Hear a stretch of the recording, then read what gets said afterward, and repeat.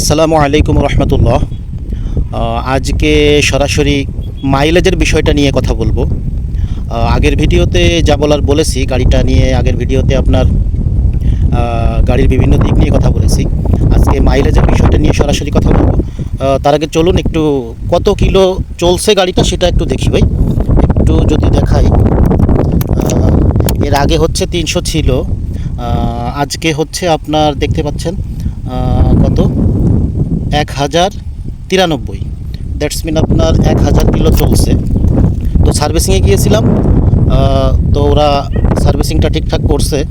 আর এইখানে একটা সুইচ লাগাই দিছে, এই যে লাইটটা সরাসরি জ্বলতো, এখন এই যে অন অফ কইরা দিছে আপনার। এটার জন্য অবশ্য 250 টাকা নিছে, আর সাথে একটা টেপও কিনা লাগছে। তো সব মিলিয়ে 270 টাকা খরচ করতে হয়েছে এই সুইচটার জন্য। আচ্ছা যাই হোক, এখন মাইলেজের বিষয়টা ভাই যে যাই বলুক, তো এটা তো আর কোনো স্পন্সর ভিডিও না, তো আমি যেটা সত্য সেটাই বলবো। আগের ভিডিওতে বলেছিলাম যে মাইলেজ হচ্ছে আপনার 50-50-এর আশেপাশে আমি পাচ্ছি। তো সার্ভিসিংয়ে গিয়ে আমি সেই কথাটাই তাদেরকে বলেছিলাম যে ভাই মাইলেজ আমি 50-এর আশেপাশে পাইতেছি। তো তখন ওরা আমাকে বলল যে ভাই আপনি চালান কোথায়? আমি বললাম শহর গ্রাম সব জায়গায় আমাকে চালাইতে হয়। তো তখন ওরা আমাকে বলল যে ভাই মাইলেজ যদি আপনি 60+ পাইতে চান তাহলে আপনাকে কিছু কাজ করতে হবে। আমি বললাম যে সেটা কি ভাই? তো ওরা বলল যে যদি আপনি গাড়ির স্পিড 40-এর ভিতর রাখেন, গাড়ির স্পিড 40-এর ভিতর রাখতে হবে, এই একটা বিষয়। আরেকটা বিষয় হচ্ছে যে আপনার এই যে আপনার ক্লাচ আছে, ব্রেক আছে, যে অন্য অন্য বিষয়গুলো আছে, এইগুলা যত কম ইউজ করবেন মাইলেজটা ভালো পাবেন।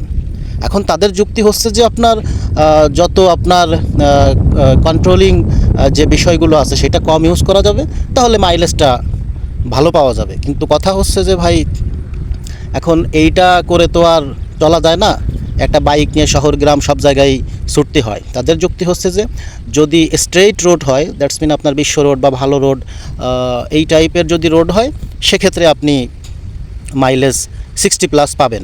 60+, তাদের ভাষায় 65-70। বাট যদি গাড়ি 40-এর উপরে ওঠে বা আপনার এই কন্ট্রোলিং যে বিষয় ইনস্ট্রুমেন্ট যেগুলো আসে সেগুলো যদি বেশি বেশি ইউজ করেন, তাহলে এটা মাইলেজ আপনার ওই 50-এর আশেপাশেই যাবে। তো এই হচ্ছে ভাই বিষয়। তো গাড়ির একটা ভালো দিক বলি, ভালো দিকটা হচ্ছে গাড়িটার কন্ট্রোলিং সিস্টেমটা বেশ ভালো, বুঝছেন? ব্রেকিং বলেন বা অন্য গাড়ির কন্ট্রোলিং সিস্টেমটা খুবই ভালো। আর লাইটের কথা তো আগের দিনই বলেছি যে আলোটা কম, আসলে এই সেগমেন্টের গাড়িগুলো বাংলাদেশে আলোটা কমই থাকে আসলে।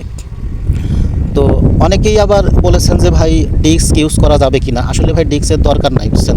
ব্যাপারটা হয়েছে গাড়িটা ডিজাইন করা হয়েছে ড্রামের জন্য। আর এই যে আপনার আছে সিবিএস সিস্টেম আছে, তো সব মিলিয়ে কন্ট্রোলিং সিস্টেমগুলো ভালো। আর গাড়ি যখন আপনি হাইওয়েতে ইউজ করবেন ব্যালেন্সও ভালো মাশাল্লাহ। তো কথা হচ্ছে মাইলেজ নিয়ে। তো মাইলেজ ভাই যেটা বললাম ওইটাই। আর আগের বিষয়গুলো আমি যে অন্য ভিডিওতে বলেছি, আগের ভিডিওতে আমি বলেছি, তো ওইটা একটু কাইন্ডলি দেখবেন, তাহলে গাড়ির অন্য বিষয় যেটা বলেছি জানতে পারবেন ইনশাল্লাহ। তো আরেকটা বিষয় ভাই, দয়া করে একটু সাবস্ক্রাইবটা করেন ভাই, সাবস্ক্রাইব করেন ইনশাল্লাহ। সাবস্ক্রাইব করতে কোনো খরচ নাই, জাস্ট একটা চাপ দিলেই সাবস্ক্রাইবার হয়ে যায়। তো এটা হচ্ছে বিষয়। তো আমি একটু সাইডে আসছি, এদিকে একটা রোড আছে, তো এই ধরনের রোডে যদি ইউজ করেন তো সেক্ষেত্রে আপনার মাইলেজ ভালো পাবেন।